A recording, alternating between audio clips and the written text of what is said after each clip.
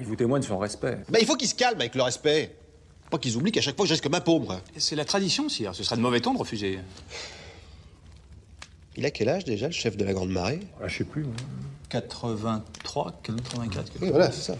Mais on va accepter le combat. Et salut à tous, on se retrouve pour cette nouvelle année avec une nouvelle bataille, une grosse bataille sur Warhammer Made by Amateur. Pour ce week-end, c'est une bataille que j'ai parlé depuis un bon moment et qui est enfin de sortie, c'est l'avènement de l'élu des dieux. C'est le face-à-face entre Archaon, seigneur de la fin des temps, avec le fameux Valmy Wrestling, une figurine de la communauté, véritablement, une figurine de la chaîne, qui a grandi au fur et à mesure de la chaîne, un seigneur du chaos qui est devenu prince démon, et qui a été un petit peu boosté pour cette partie. La figurine de Valmy Wrestling a été une commande que j'ai faite à Grau Painting, un membre de la commu, que je remercie encore une fois pour cette superbe figurine montée et peinte, et c'est un face-à-face, en fait, un petit peu pour savoir lequel des deux sera mon élu des dieux pour mon End of Time, voilà, parce que Archaon, voilà, on en parle beaucoup, c'est vrai que ce n'est pas un petit pépère, mais en face, j'ai quand même ce héros qui a fait son histoire un petit peu, Valmy Wrestling, et qui va donc essayer de prouver qu'il est bien meilleur en termes de héros de Tzeentch que l'élu des dieux, qui est Archaon. Alors, tout un scénario pour cette bataille, un scénario spécifique monté là-dessus, que je vous explique maintenant. Alors déjà, ces deux héros, ces deux seigneurs, dont un légendaire, Archaon, ils n'ont pas beaucoup changé leurs stats. Archaon n'a quasiment rien changé, à part le fait de lui donner 7 PV, comme si c'était une figurine unique. Il a les PV de son cheval et les siens mêlés pour une seule figurine à 7 PV. Question qu'il soit un peu représenté comme il l'était dans End of Time. Voilà, c'est une figurine à peu près 650 points. Je ne lui ai pas mis les 850 de End of Time. 650, c'est déjà vachement bien. Et derrière, Valmy Wrestling à lui-même, qui à la base n'est qu'un prince démon au final des guerriers du chaos, a été bien boosté aussi parce qu'un prince démon de base maximum full équipé, je crois que ça ne peut pas dépasser les 350 s'il est niveau 4 ou quoi que ce soit, il peut monter peut-être à 500 et des poussières, mais je l'ai monté direct à 600 points Valmy Wrestling, gratuité absolue pour qu'il soit presque aussi égal que Archaon. Donc déjà les règles spéciales de Valmir, c'est pas des règles spéciales, c'est juste qu'il a conservé en fait les bonus des élus, les bonus des dieux qu'il avait eu lors de la partie au moment où il est passé prince démon et où il s'est fait après légèrement abîmé par les elfes sylvains.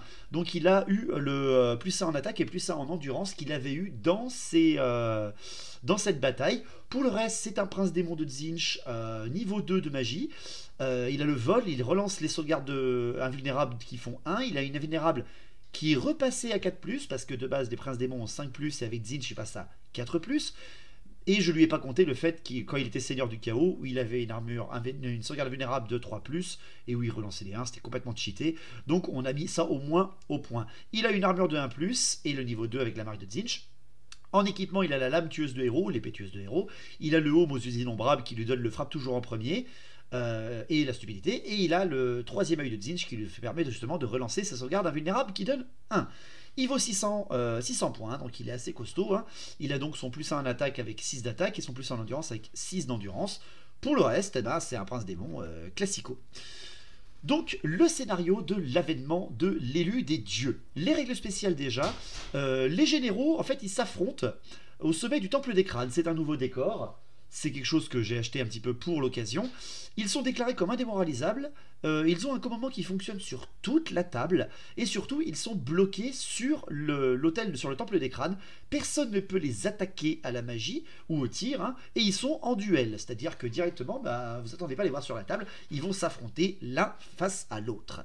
Ils sont indémoralisables, bien entendu, comme je viens de vous le dire. Pour les conditions de victoire, parce qu'il faut bien quand même un gagnant. À chaque fin de tour, chaque PV du général donne un des 6 à lancer à son possesseur. Donc Archaon en jette 7 au premier tour, et par contre Valmir n'en lance que 4. Et ouais, c'est pas facile. En même temps, c'est Archaon, enfin, c'est pas n'importe qui. Sur un 4+, le joueur obtient une réussite. Voilà, c'est comme ça que ça marche.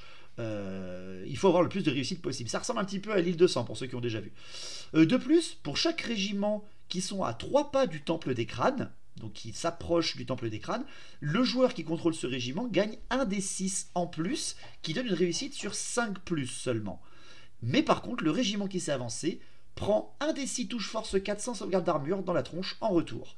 Alors en fait, ils s'approchent, ils essaient d'encourager leur seigneur, mais derrière, après, ils se prennent un blast par le temple de crâne, tellement la puissance du chaos est forte. Pendant que la bataille qui fait rage autour du temple, eh ben, les deux généraux s'affrontent en duel, ils se tabassent, comme je vous l'ai dit, ils ne peuvent pas être attaqués par la magie ou par les tirs. Par contre, ils peuvent recevoir des buffs à la magie, bien entendu. Hein. Le chaos triche un peu, hein, c'est comme ça. Et si un général se retrouve seul sur le temple des crânes, il obtient des réussites sur 2+. Ça ne dure qu'un tour, car comme vous le voyez, le général qui obtient 10 réussites en premier, ou qui au tour où il tue son adversaire a plus de réussites que lui, c'est-à-dire qu'on tire les réussites à la fin du tour, il tue son adversaire et il lance des réussites sur 2+. S'il obtient 10 ou qu'il en a plus que son adversaire au moment où il le tue, il devient l'élu des dieux sombres. Voilà, c'est ça la bataille. Vous allez voir, c'est très facile à comprendre. Hein. C'est plus vous avez de PV sur le général, plus vous avez de chances de réussite, plus vous avez des régiments proches du temple du crâne, plus ils ont de réussite et plus ils vont s'en prendre dans la tronche derrière. Voilà, c'est assez simple, mais c'est un scénario qui est vachement sympa. C'est justement Graou, c'est Arthur, qui a pris le commandement d'Archaon. Il l'a fait au dé, hein, il a choisi au dé. Et pour ma part, derrière, après, je commanderai Valmir. Pour la magie, alors on va d'abord faire les listes d'armées, pardon. Les listes d'armées, donc la liste d'armées, c'est une 3000 points, parce qu'on voulait faire une 4000, mais on n'a pas eu le temps assez, donc on a diminué un peu les points. La liste d'armées d'Archaon. Donc Archaon en seigneur, en héros, il a le sorcier de Tzeentch, un petit sorcier de Tzeentch, hein, qui est à niveau 2, mais qui a plus 1 en sort, qui a plus un sort parce qu'il a le familier et un parchemin de dissipation. Alors, pour Archaon, il a pris le domaine du métal, parce qu'il peut choisir le domaine du métal. Il a eu le -1 en CC, CT, sauvegarde d'armure, et surtout, il a eu le +1 pour toucher, très utile pour les duels, hein, évidemment. Et derrière, son sorcier qui est à pied a eu la main de plomb et la peste oxydante. Et derrière, après, l'ultime transmutation. Bon, franchement, c'est pas à plaindre, quoi.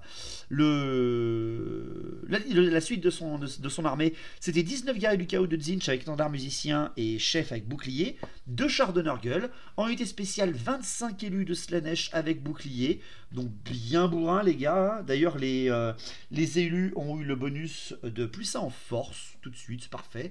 Il a eu 10 chevaliers du chaos de Khorne également, avec les armes enchantées et l'état-major complet, un char éventuel de Nurgle, 5 rabatteurs de Slaanesh, 3 dragons ogres en hallebarde et un dragon ogre Sagos avec arme lourde. Voilà. En fait, j'ai mêlé un peu. Voilà, Archaon a les 4 dieux, tandis que Valmir en a un peu moins. Et il a aussi le dragon ogre et tout ça. On a fait des listes à peu près équivalentes, même si j'ai mis peut-être un peu plus de trucs spécifiques pour Valmir. Mais derrière, vu que d'ailleurs Arthur ne joue pas trop guerrier du chaos, je lui ai mis un peu de tout. Voilà, c'est des listes où en fait c'est toute mon armée guerrier du chaos qui a été mêlée en une seule liste. Au début, ça devait être les démons, les hommes bêtes, les scaven et tout ça qui sont alliés sous sa bannière, mais on n'avait pas le temps. L'armée de Valmir Essling, pardon. Alors, Valmir Essling en seigneur, bien entendu, à 600 points. Derrière, en héros, il en a 2, lui. Il a un sorcier de Tzeentch sur disque, qui là aussi, Valmir et le sorcier, sachant que tous les deux ils sont de Tzeentch, ils ont tous les deux pu prendre le métal. Valmir, il a eu le -1 en CC, en CT, en sauvegarde d'armure, il a eu la peste oxydante. Et derrière, le sorcier, il a eu la main de plomb et le +1 pour toucher. Franchement, c'est des sorts qui se valent l'un l'autre. Derrière, après, le héros de Tzeentch, GB, il est armure 1+, et il est tenace. Et surtout, le sorcier sur disque, il a le souffle force 4. Question d'avoir quelque chose, bon, enfin, c'est des guerriers du chaos en face, ça craint pas grand chose, mais c'était pour la beauté. Pour les unités de base, 19 guerriers du chaos de Tzeentch, étendard, musicien, chef et bouclier, et 30 maraudeurs de Khorne avec fléau, la petite armure de 6+, qui sert à rien, c'était pour mettre les points, et l'état-major complet. Question d'avoir bien le nombre de points qu'il fallait en base. En unité spéciale, 10 chevaliers du chaos de Nurgle avec +1 en force et l'étendard musicien et chef. La chimère souffle force 4 avec la régénération et l'attaque empoisonnée. L'hôtel de Tzeentch, parce que voilà, quand même, hein, c'est Valmir.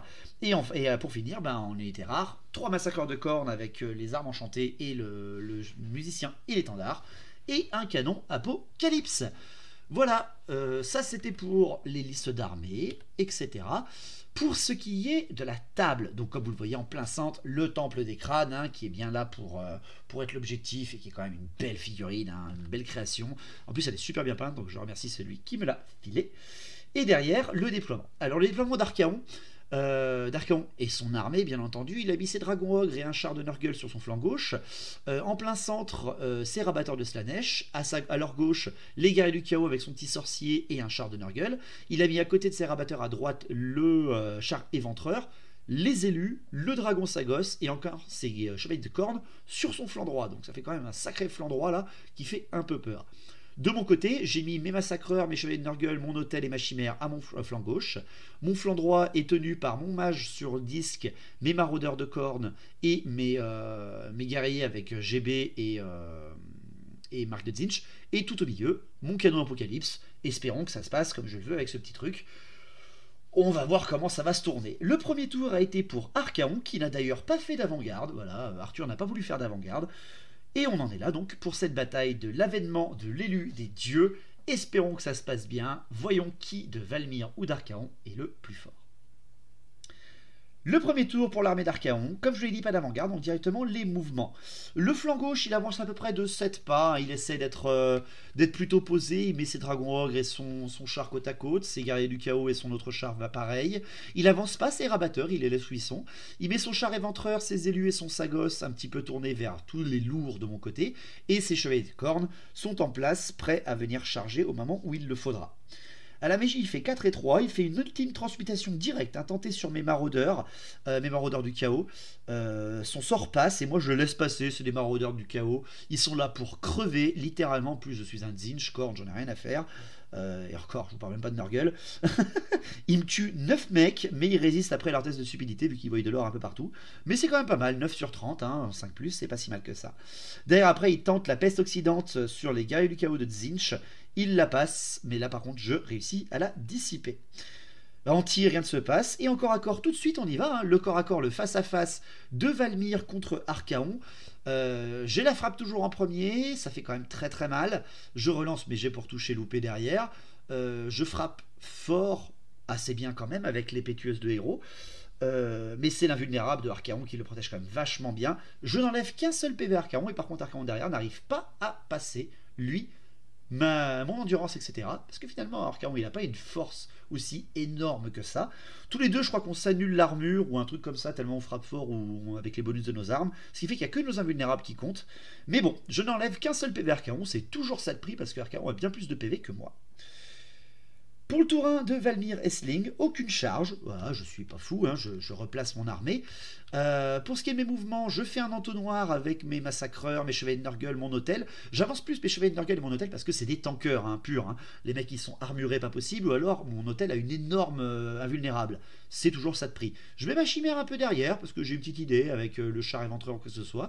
Et sur mon autre flanc, j'avance vers la mort mes maraudeurs de cordes, je mets un peu en retrait mes guerriers du chaos, et je fais envoler mon petit mage sur disque à côté des dragons ogres pour voir un petit peu ce qui peut se débloquer. À la magie, je fais un double 6, bel élan. Je balance le plus 1 pour toucher sur les maraudeurs. Il passe, et là, derrière, Graou me le laisse passer. Ensuite, je tente la main de plomb au maximum sur le char de Nurgle qui passe pile poil, mais derrière qui est malheureusement dissipé, faut pas pousser. Et derrière, après, je tente le -1 en armure sur les élus de Slaanesh. Mais par contre là, Graou utilise son parchemin de dissipation, donc je n'ai rien passé, à part le plus 1 pour toucher sur les mêmes maraudeurs, qui va pas leur servir à grand chose, vu ce qu'ils ont en face de leur tronche. Au tir, mon canon, oui, on peut pas dire non à un canon Apocalypse quand on joue contre des guerriers du chaos. Je tire sur les élus de Slaanesh, et je dévie de 10, et je loupe complètement mon tir, avec un petit peu quand même de seum, je vais pas vous le dire, j'étais un peu salé, voilà. Pour ce qui est du corps à corps, les deux générales s'affrontent à nouveau parce qu'il n'y a que eux, du haut de l'hôtel, du haut du temple des crânes, et malheureusement rien ne se passe, autant bien heureusement pour moi que malheureusement pour lui. Rien ne se passe, on ne se blesse pas, on n'arrive pas à enlever de PV. Donc on jette pour nos réussites, Graou jette 6 dés et moi j'en jette 4, et Graou fait 2 réussites pour une seule des miennes. On a fait des jets bien pourris à 4+, quand même. Mais bon, on en reste là pour l'instant. 2 réussites déjà pour Archaon, une seule pour moi. Le tour 2 d'Archaon, les charges. Et oui, il y va. Double charge du char de Nurgle et des dragons ogres sur les maraudeurs de cornes, qui réussit. Belle charge tentée et belle charge réussie. Et derrière, il tente la charge sur son char éventreur de Nurgle sur ma chimère. Je ne l'avais pas vu venir celui-là. Et il réussit sa charge. Et là, par contre, c'est la panique pour moi, parce que là, j'avais pas du tout vu venir la charge. Je suis un peu déçu là, de ma position de ma chimère, mais bon, on ne peut pas tout tenter. Derrière, après en mouvement, les élus se rapprochent un petit peu de l'hôtel. Ils n'ont pas voulu le charger parce qu'ils voulaient mieux se positionner. Les rabatteurs contournent l'hôtel et se mettent en position pour donner des bonus à Archaon, en tout cas en bonus de réussite. Pareil pour ses Gyuilko de Tzeentch et son char de Nurgle qui lui aussi va donner un bonus au temple du crâne. Derrière après, il ne bouge pas son Sagos et ses chevaliers de corne parce qu'il préfère les garder un peu en soutien au cas où mes chevaliers loupent une charge. Il est douillet un peu, il est douillet. À la magie, il fait 3 et 1. Je fais une petite canalisation grâce à Valmir et à sa marque de Tzeentch. Graou tente le plus simple pour toucher sur Archaon, il le passe, mais je le dissipe. Il tente la peste oxydante sur les guerriers du chaos de Tzeentch, il la passe. Et là, moi, malheureusement, derrière, heureusement, je fais pile poil de quoi le dissiper. Mais c'est chaud, c'est très très chaud. Au prochain tour, à mon avis, j'arriverai pas à passer ou à contrer sa magie. Pas de tir pour lui parce qu'il n'en a pas. Au corps à corps. Alors, le corps à corps, ça va commencer à faire un peu mal. Le char éventreur contre la chimère, eh ben, c'est assez beau parce que la chimère perd 2 PV, donc il lui en reste plus que 2. Mais par contre, derrière, la chimère est énervée comme pas deux et enlève 3 PV au char, et je précise de Nurgle. Donc j'avais -1 pour le toucher. Bien vénère la petite madame là, c'était quand même cool. Après, elle avait des stacks empoisonnés qui ont fonctionné, donc franchement, je vais pas me plaindre. Ce qui fait qu'on est à égalité pure vu qu'il a chargé. Et ça reste là. Je m'attendais absolument pas à ce que ma chimère survive. Pour ce qui est derrière après, par contre, des dragons ogres et du char de Nurgle qui tapent mes maraudeurs, il y a 7 PV qui sautent dans les dragons ogres. Par contre, il y a 11 maraudeurs qui sont explosés. Je crois qu'il fait un 5 avec ses faux et son char. Très très très très dur. Les maraudeurs perdent le combat mais sont pile poil encore indomptables à 10 mecs et ils restent. Mais alors c'est chaud, chaud, chaud, chaud, chaud, hein, je vous préviens. Ils survivront pas plus longtemps. Et pour le dernier corps à corps de ce tour 2 de Archaon, eh bien c'est le duel encore une fois de Archaon contre Valmir Aesling. Et là c'est pas pareil. Valmir s'énerve quand même vachement fort et enlève 2 PV à Archaon. Et derrière je perds un petit PV avec les attaques de ce seigneur de la fin des temps, mais ça devient assez sympa. Il est à 4 PV, j'en suis à 3. Pour l'instant, franchement, j'ai l'impression de mener le combat. Ça me va très bien. Pour le tour 2 de Valmir, je ne fais aucune charge. Je préfère prendre mon temps et attendre. Mes maraudeurs sont là pour crever, de toute façon, ils le savent. Je fais envoler mon petit mage derrière les guerriers du chaos de Tzeentch. Je replace mes chevaliers de Nurgle et mon hôtel du chaos pour venir provoquer les corneux. Hein. De toute façon, j'ai pas le choix. Je suis protégé de l'obélisque grâce à l'obélisque des élus. Donc voilà, ça peut être sympa. Je mets mes massacreurs de cornes quand même à position et surtout qu'ils ne peuvent pas venir être chargés par les massacreurs de cornes grâce au petit décor. C'est Graou qui avait fait la table, hein, c'est pas moi. Donc voilà, je positionne mes unités du mieux que je peux en tout cas. Je viens pas aider mes maraudeurs. Pourquoi? Parce que j'ai pas envie de me faire engluer derrière avec d'autres guerriers du chaos qui viennent et un autre char. J'attends, je suis patient. À la magie, je fais 5 et 3 et encore une petite canalisation pour Valmir. Donc mon petit sorcier tente la main de plomb sur les guerriers du chaos de Tzeentch. Je le réussis et je fais 5 morts. Derrière, le plus simple pour toucher est tenté sur les guerriers du chaos de Tzeentch qui vont se prendre des charges au tour d'après. Et je la passe aussi. Et Graou loupe toutes ses dissipations. Et ça, c'est cool. Au tir, le canon tire sur les élus. Il dévie encore de 6. Franchement, je suis assez déçu sur ce coup-là. Et pour ce qui est du reste, mes souffles et tout ça, je les garde pour le bon moment. Au combat, bah, les dragons ogres et le char contre les 10 derniers maraudeurs. Hein. J'enlève un seul PV au dragon ogre et derrière après il y a 5 massacreurs qui sautent. 5 maraudeurs, pardon, c'est pas pareil. Je dois faire 3 au commandement et sachez que je fais un double 1. Corne me regarde, je ne bougerai pas. Les massacreurs qui tiennent, alors là par contre c'était pas prévu du tout comme ça. J'avais même prévu qu'ils crèvent et que justement que ça m'arrange un petit peu au tour d'après. Mais non, ils réussissent à tenir et ça c'est la beauté du sport. Derrière après, ma chimère contre le char éventreur, eh bien il y a encore un PV qui est enlevé à ma chimère qui n'est plus qu'à un seul PV. Par contre, elle me fait le miracle d'abattre et de finir le char éventreur à ce tour-là. Je m'y attendais pas du tout. Franchement, je m'y attendais absolument pas. Là aussi, belle victoire de la chimère. Bon, il en reste un PV, la madame, hein, mais quand même, c'était très très très très beau. Et derrière après, ben, c'est le face-à-face. Archaon attaque. Et là, Graou décide de libérer Usul parce qu'il se dit qu'il va pas y arriver. Archaon frappe et libère le démon surtout de son épée. Et l'horreur se passe franchement parce qu'il me fait rien. Il me fait absolument rien. Et en plus, il fait 4 blessures sur lui-même. Enfin, 4 touches sur Archaon lui-même. Ce qui fait 4-1. Graou, c'est quand même moche. C'est quand même très moche. Mais bon, Ça lui fait combien? Ça lui fait 10 attaques, je crois, ou 8 attaques, je sais plus combien il en a, Archaon, ça devient monstrueux. Il me fait absolument rien sur le Valmir. Déjà, il loupe beaucoup de touches, et derrière, en plus, mon invulnérable tient le choc. Et par contre, moi, avec les 7 attaques que j'ai, parce que j'ai les pétueuses de héros quand même, et ben j'arrache 2 PV à Archaon. Ça commence à sentir très mauvais pour Archaon à ce moment-là. Ça devient très très très très chaud, je crois, je sais plus à combien il en était, mais bon, c'est pas grave. Archaon obtient une réussite avec son PV, et derrière, les 2 unités qui sont proches de l'hôtel réussissent à lui choper 2 autres réussites, donc ça c'est vachement bien. Et moi derrière, je n'obtiens que 2 réussites de mon côté sur mes 3 PV, ce qui fait qu'Archaon est à 5 réussites et Valmir n'en est qu'à 3. Donc même si Archaon est en train de crever face au duel, eh bien ça ne suffit pas pour conserver une avance assez sympa. Par contre, le temple de l'hôtel, le temple du crâne, bah, frappe le char de Nurgle et les rabatteurs de Slaanesh. Il enlève un PV au petit char de Nurgle juste à côté de lui. Par contre, il envoie 6 touches force 4 dans les rabatteurs de Slaanesh et les explose. Donc les mecs sont venus, ils ont donné un dé, le dé a réussi et ils sont morts. Voilà. C'était dur pour eux quand même. Tour 3 d'Archaon, la charge évidemment, hein, la double charge, le char de Nurgle et les guerriers du chaos de Tzeentch qui chargent mes guerriers du chaos de Tzeentch, mais le char loupe, c'est dommage. Les élus tentent de charger la chimère et font un double 1, vraiment nul ça par contre, vraiment dommage. Et la double charge que là aussi je m'attendais pas, je me disais il va séparer ses forces et non. En même temps Graou est quand même un bon général, hein, même si les nains lui réussissent pas trop, il fait une double charge, Chagot et Chevalier de Corne sur mes chevaliers de Nurgle, je l'avais pas très bien vu venir non plus ça. Mais bon, ça réussit les deux et c'est très bien joué. Aucun mouvement parce qu'il y a quand même plus grand chose à bouger. À la magie il fait 4 et 1 et heureusement que je fais une canalisation derrière. Il tente à nouveau une peste oxydante sur mes guerriers du chaos.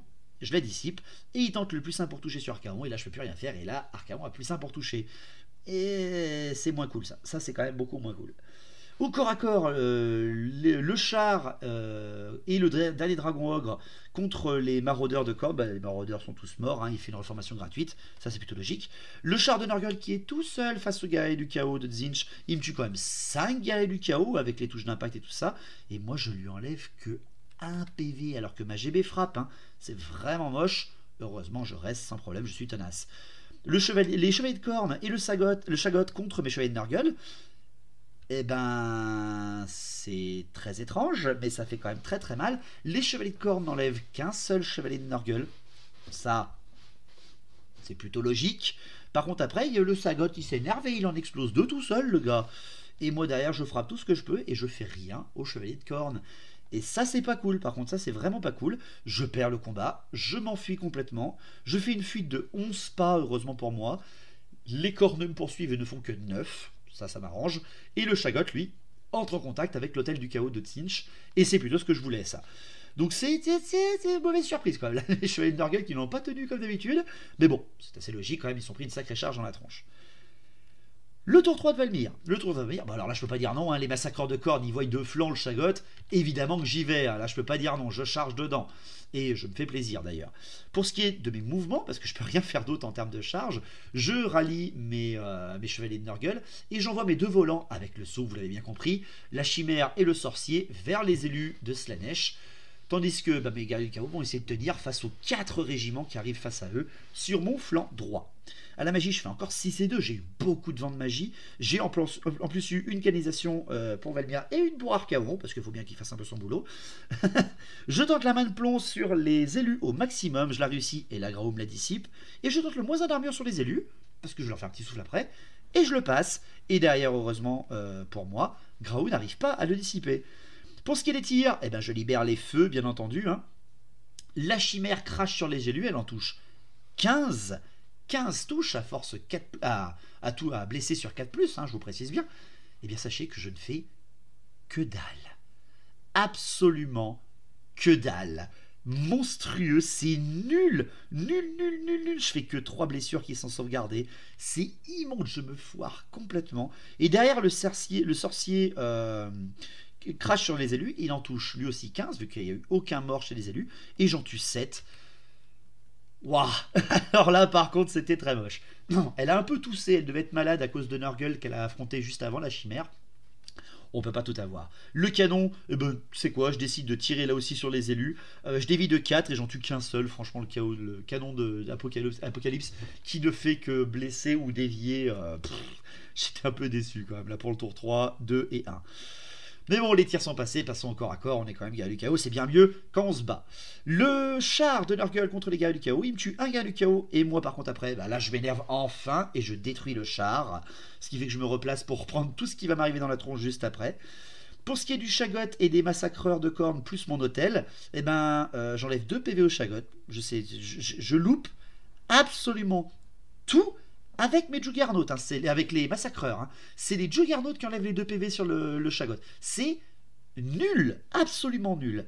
Le Shaggot derrière après, il reste parce qu'il frappe l'hôtel. Il préfère frapper l'hôtel en se disant il aura moins de mal à le toucher. Mais surtout, en fait, il loupe quasiment toutes ses touches. Alors qu'il touche sur du 3+, hein, il loupe absolument tout. C'est absolument dommage, je trouve, pour Graou et cette figurine.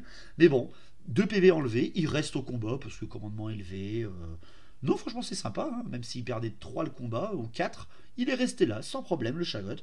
Comme si des massacreurs qu'il attaquait de flanc, il s'en foutait, le gars. C'est pas tout le monde qui peut dire j'ai eu une charge de massacreur de cornes dans le flanc et je me suis pas enfui. Je suis pas mort déjà, et ensuite je me suis pas enfui. Pas pareil, tu vois, c'est nul, quoi. Donc pour le dernier corps à corps, bah c'est toujours le duel, bien entendu. Oui, non, il restait 2 PV Archaon, c'est ça. Le général Archaon et Valmir. Archaon qui a toujours libéré Usul, qui frappe encore Valmir avec un nombre de dés inqualifiable et qui n'arrive toujours pas à me passer mon invulnérable. J'ai réussi mes invulnérables, vraiment, c'est très très très très beau. Et derrière, j'enlève l'avant-dernier PV à Archaon. Il est dans la mouise. Il lui reste plus qu'un seul PV à ce moment-là de la bataille. Et en termes derrière après de réussite, sachant que le char est parti au combat et est mort au combat, il n'a plus d'unité bonus pour lui, il jette, il fait une réussite, et moi j'en fais qu'une seule encore une fois, il est à 6 réussites et j'en suis qu'à 4. S'il me tue à ce tour-là, il gagne, techniquement. Après, il faut qu'il résiste contre les violentes attaques de Valmir. Le tour 4 pour l'armée d'Archaon, encore des charges parce qu'il faut y aller. Les chevaliers de cornes chargent de nouveau les chevaliers de Nurgle qui se sont reformés. Bah oui, c'est plutôt logique. Hein. Il faut y aller. Pour ce qui est de la dernière charge, bah, c'est le char de Nurgle plus le dernier dragon ogre qui charge mes guerriers du chaos. Hein. Il faut y aller, il faut taper dedans. Au mouvement, bah, ces guerriers du chaos de Tzin se rapprochent légèrement de l'hôtel, hein, pour donner un petit bonus quand même. Ce qui fait que ça faut faire attention, là, il peut me faire un petit vol, le petit Graou, il peut faire un petit vol. Pour ce qui est de la magie, il fait un double 3, il tente le -1 en CCCT et sauvegarde d'armure sur Valmir, et il le passe de 1 point. C'est vraiment pas mal, parce que moi je loupe ma dissipation de 1 point plutôt. Ensuite, il tente le +1 pour toucher sur Kaon, et ça le passe encore. Bon. Est-ce que ça va fonctionner ou pas? On va voir, parce qu'il avait déjà réussi. Mais bon, c'est quand même beau. 2 sorts qui sont lancés, 2 sorts qui passent. C'est moi qui loupe toute mes dissipations. Au corps à corps, le char et les dragons ogres qui affrontent mes guerriers du chaos de Tzeentch. J'enlève 1 PV sur le dragon ogre et il m'enlève 5 guerriers du chaos de Tzeentch. Mais ça reste, hein, les gars sont quand même assez costauds. Les chevaliers de cornes contre les chevaliers de Nurgle, eh ben, il y a 2 corneux qui meurent pour un seul Nurgle, ce qui fait qu'on est à égalité. Et ça, c'est cool. Le Shaggot contre les massacreurs et l'hôtel. Bon, là par contre, les massacreurs, ils s'énervent enfin un petit peu, hein, et ils font -4 PV au Shaggot et ils le butent. Mais il leur a fallu du temps, les mecs. Hein, c'est quand même ça. Hein. Je l'avais pas vu venir, hein. Mais bon, voilà, un tour complet, c'est quand même beaucoup quand vous êtes 1 contre 4. Et derrière, après pour finir, c'est le face-à-face de Valmir Aisling et d'Archaon. Ben, Valmir Aisling attaque d'abord, évidemment. Et je mets la pinée Archaon, je lui enlève 1 PV, je le tue, et en plus derrière Usul lui a enlevé 2 autres PV, donc c'est terrible, mais Archaon tombe aux pieds de Valmir Aisling au combat, messieurs, dames. Archaon a été vaincu en duel, alors qu'il avait des boosts de magie, je t'avais précisé, contre Valmir Aisling, il s'effondre, mais quand même, on a compté le fait, hein, qu'il frappe et il m'enlève 2 PV à Valmir, parce qu'on a voulu le faire à la dernière attaque et tout ça, c'est beau. Et il m'enlève 2 PV le petit bâtard, hein, donc ça fait mal au derche. Hein. Je vous avoue sans aucun problème que là j'avais un peu mal. Il me restait 1 PV sur Valmir à ce tour-là. Donc pour finir, parce que Archaon est mort, on comptera les points de réussite à la fin de ce tour.